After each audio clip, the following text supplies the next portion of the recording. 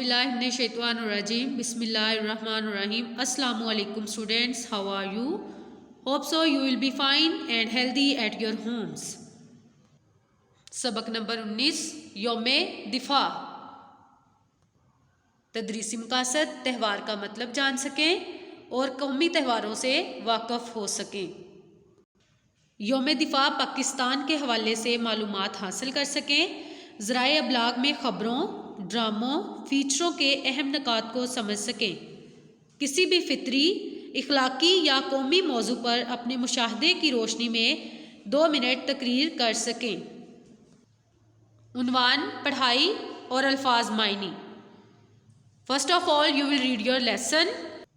Book page number 106, 107, 108 and 109. After reading, you will be able to write الفاظ معنی on your notebook. عقیدت، احترام، ہلا بول دینا، حملہ کرنا. نگہبان، رکھوالے.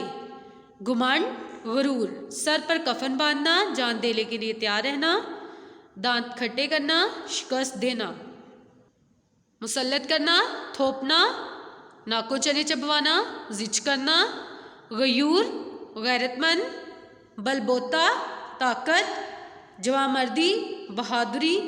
تائید و نصرت، حمایت اور مدد. شجاعت، بہادری. نشر کرنا، پھیلانا. عقابی نگاہ، بہت تیز نظر، شاہین کی نظر. چکنا چور، ٹکڑے ٹکڑے.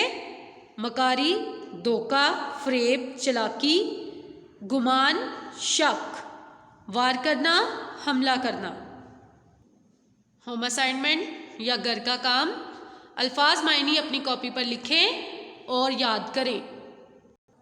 مائی ڈیئر اسٹوڈینٹس، آپ نے اپنی ریڈنگ جو ہے چیپٹر یوم دفاع کی اچھے سے کرنی ہے.